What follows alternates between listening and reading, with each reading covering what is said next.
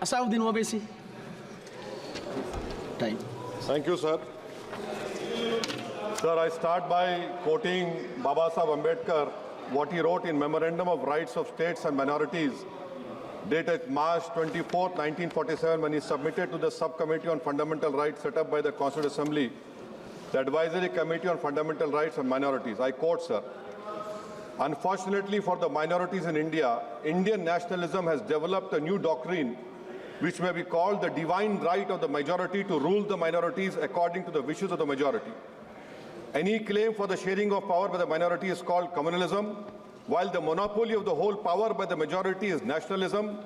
Guided by such political philosophy, the majority is not prepared to allow the minorities to share the political power, nor is it willing to respect any convention made in that behalf, as is evident from the repudiation of the obligation to include representation of the minority in the cabinet, contained in the instrument of instruction issued to the governors in Government of India Act 1935.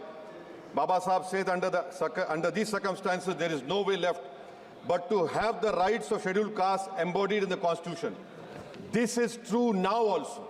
I will prove it, sir, in what Baba Saheb said 75 years ago was absolutely right. No one wants the minorities to share power. I'll give you an example, sir. In this August House 75 years ago, when Maulana Azad stood up and said that what safeguards the Muslims have before the partition, those safeguards should be given to the Muslims, that was political representation reservation. You know what Sardar Patel instructed Mr. Abid Hussain and Begum Ezaz Rasool to censure Maulana Azad. And Maulana Azad felt claustrophobic. And Maulana Azad said that this Constituent Assembly has become a new prison for me. Maulana Azad said this in the Constituent Assembly, sir. Now what we see is that, sir, आप देख रहे हैं कि उसके बाद जो constituencies को बनाया गया असेंबली और पार्लियामेंट की हदबंदी हुई, वो इस तरीके से उसको तरतीब दी गई कि अक्सरती तबके के लोग जीत जाएं और मुस्लिम अक़लियत के लोग कामयाब होने में बड़ी मुश्किलात पेश आए। इसीलिए 2007 में सच्चर कमेटी ने कहा था, सिफारिशात में कहा कि अब जब हदबंदी होगी तो माकूल तरीके से बनाया जाए ताकि मुसलमान पार्लियामेंट और असेंबली इलेक्शन जीत सके। मुझे नहीं मालूम कि अब नए सेंसस के बाद जब हदबंदी होगी तो उसकी सिफारिशात को रखा जाएगा या फिर मार्जिनलाइजेशन जो मुसलमानों का हो रहा है 75 साल से वो चलता रहेगा। सर, जब पार्लियामानी जमहूरियत की कामयाबी किस बुनियाद पर होती है? पार्लियामानी जमहूरियत की कामयाबी का पैमाना मैं आपको बताता हूं। Article 25, article 26, article 29, article 30, article 14, article 21, ये 4 बुनियादी राइट्स है आइन में, जिसको हम सामने रखकर मैं आपको बताऊंगा कि क्या वाकई में उन कमजोर तबकात से इंसाफ हुआ।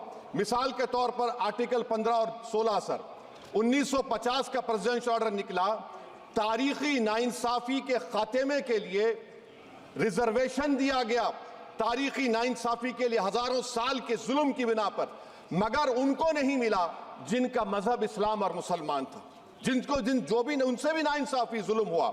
दूसरी बात, सर, दूसरी बात, दफा 25 में प्रोफेस कहा गया, आर्टिकल 25 टॉक्स प्रोफेस। सर, आज मेरी बेटियों को गवर्नमेंट के एजुकेशन इदारों में हिजाब पहनने से रोका जा रहा है, तो ये आर्टिकल 25 का प्रोफेस कहां तक कामयाब हुआ, ये अक्लमंद लोगों पर छोड़ता हूं। प्रैक्टिस, सर, आर्टिकल 25 में अमल करना। कई रियासतों ने ऐसा कानून बना दिया कि आप ये नहीं खा सकते, आप वो नहीं खा सकते, कैटल स्लॉटर एक्ट का एक्ट बना दिया। आप बताइए कि हरियाणा, राजस्थान में पुलिस की अख्तियारात गौरक्षक को दे दिए और उन अख्तियारात का बेजा इस्तेमाल मॉब लिंचिंग में हुआ। किसका हुआ? एक लड़का था साबिर मलिक बंगाल का, मार के पीट कर मार दिया गया। क्यों? क्योंकि उसने बीफ खाया, बाद में मालूम हुआ नहीं खाया। जुनैद और नसीर को गाटमीका के थे, उनको जिंदा जला दिया गया। सर, फिर प्रोपगेट, आप ये आर्टिकल 25 का 3rd सेक्शन प्रोपगेट, आज आप देख रहे हैं कि मुझसे पूछा जा रहा है कि 500 साल पहले तुम्हारी मस्जिद थी, नहीं थी। ख्वाजा अजमेरी की दरगाह कह रहे नहीं है। अरे सर, अगर मैं इस पार्लियामेंट में खोद दूं, इसमें गड़ा कर दूं, तो खाने जहां का हिस्सा मिलेगा तो मेरी हो जाएगी ये। आप बताइए। अब आप देखिए ये प्रोपेगेट क्या हो रहा है। अच्छा, जो तब्दीली मजहब का कानून, तब्दीली मजहब, मैं तब्दील मजहब नहीं कर सकता, सरकार से पूछना पड़ेगा मुझे अपना मजहब बदलने के लिए। अगर अंबेडकर आज जिंदा होते तो बाबा साहब को भी कहते कि आप जाकर परमिशन लो, तब मजहब बदलना पड़ेगा आपको। ये हालात आज यहां पर पैदा हो चुकी है। सर, आर्टिकल 26 देखिए, it gives religious denomination the right to establish and maintain institution for religion charitable. वजीर आजम कहते हैं कि वक्फ का ताल्लुक संविधान से नहीं है। अरे कौन पढ़ा रहा है वजीर आजम को? आर्टिकल 26 पढ़ा लीजिए। आर्टिकल 26 की बात कही गई।